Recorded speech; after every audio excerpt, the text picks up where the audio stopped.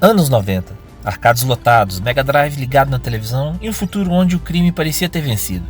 Gangues dominavam as ruas, máquinas tomavam conta da cidade e no meio daquele caos existia apenas um homem tentando fazer a diferença. Não um super-herói, não um escolhido, apenas um policial. Mas então tudo muda, e aquele simples agente da lei se transforma em uma verdadeira arma viva, uma mistura de policial, ciborgue, num cenário de destruição futurista. E SWAT não era apenas mais um jogo da SEGA, era um retrato perfeito daquela época em que videogames respiravam adrenalina, neon, metal e ficção científica pesada. E talvez o mais curioso é que muita gente esqueceu o quanto esse jogo era incrível. Hoje vamos revisitar mais um dos títulos subestimados do Mega Drive, uma experiência cyberpunk que carregava alma de arcade, cara de anime e coração de clássico. Mas antes, se vocês também sentem saudade daquela sensação de chegar da escola, ligar o videogame e mergulhar em mundos que pareciam gigantes, já deixa o like, se inscrevam no canal e ativem o sininho, porque aqui no canal, cada jogo é uma memória viva e cada vídeo é uma viagem no tempo.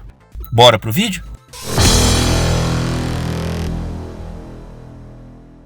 O jogo SWAT foi lançado pela SEGA originalmente nos arcades em 1989. Pouco tempo depois ganhou uma adaptação exclusiva para o Mega Drive em 1990.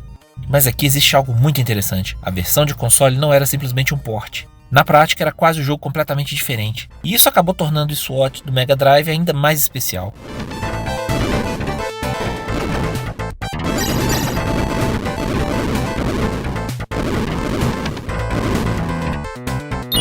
O título nasceu claramente inspirado pelo sucesso absurdo de filmes cyberpunk da década de 80. Robocop.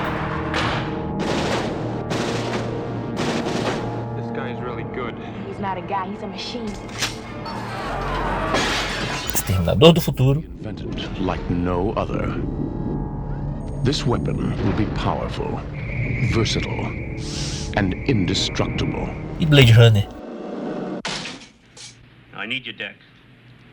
This is a bad one, the worst yet. There was an escape from the off-world colonies too. Tudo nele respirava aquele futuro sombrio cheio de neon, violência urbana e tecnologia fora de controle. E sinceramente, a SEGA sabia exatamente o que estava fazendo. A trama se passa em Liberty City. Acho que todo mundo aqui já ouviu falar disso, né? Uma metrópole futurista dominada pelo crime. Gangues tecnológicas, terroristas e organizações criminosas tomaram as ruas. E é aqui onde conhecemos Duke Oda. Um policial comum, sem poderes, sem armadura, sem vantagens. Enfim, um cara normal.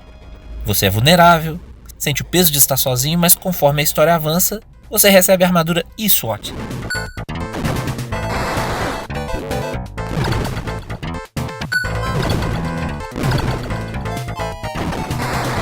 Uma espécie de exoesqueleto tecnológico de combate. E ali, o jogo muda completamente. Você deixa de ser apenas um policial e vira praticamente um tanque de guerra futurista.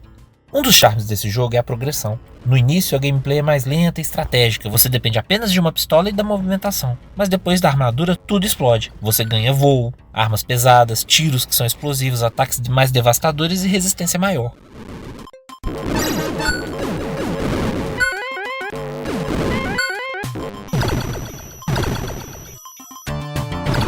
O jogador sentia evolução real, sentia que o personagem estava crescendo.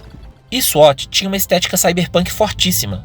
Prédios gigantes, laboratórios tecnológicos, robôs, explosões para todos os lados e aquela clássica mistura japonesa de ficção, ação policial e anime futurista.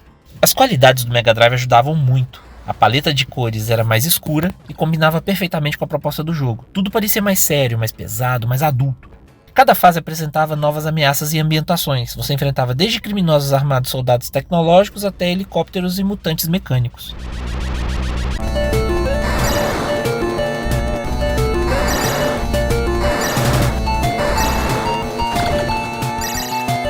As batalhas contra chefes eram um espetáculo à parte. Muitos deles ocupavam boa parte da tela, algo impressionante para a época. Outro detalhe marcante era o ritmo. As fases pareciam episódios de um anime policial futurista. A música de SWAT carregava aquela energia clássica do Mega Drive, sons metálicos e batidas intensas. Tudo ajudava a criar uma sensação de urgência. Era impossível jogar e não sentir adrenalina. Até hoje, várias músicas do jogo são lembradas pelos fãs da SEGA. SWAT foi criado inicialmente para arcade e depois seguiu para o Mega Drive. E por isso ambos possuem algumas diferenças. A versão arcade era mais focada na ação rápida. Hey, let's party!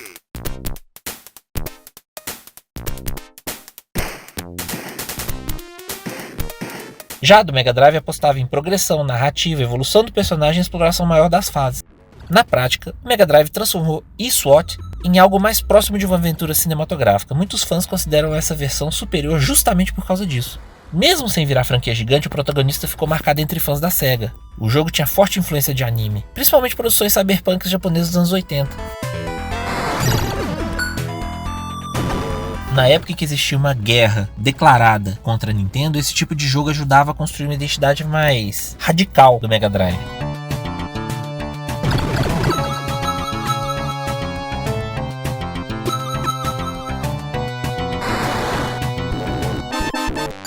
Esse é mais um daqueles títulos em que muitos fãs perguntam até hoje: cadê a continuação? Apesar de querido, eSWAT nunca virou grande franquia. Dentre esses motivos, a gente tem uma concorrência que era muito pesada nos anos 90, então a prioridade das empresas e das produtoras era sempre faturar. Com isso, teve uma mudança rápida na indústria, chegada de novos consoles e o foco da SEGA em outras propriedades. Acabou que o jogo ficou preso à era 16 bits, mas curiosamente isso ajudou a eSWAT a virar cult. Hoje é mais um jogo a ser colocado na caixa das joias escondidas daquela geração. eSWAT representa perfeitamente uma época dos videogames em que a mistura de ação exagerada, ficção científica, dificuldade, estilo e personalidade não vendia milhões, não recebia remakes, mas deixou marca. E jogos que deixam essas marcas nunca desaparecem de verdade.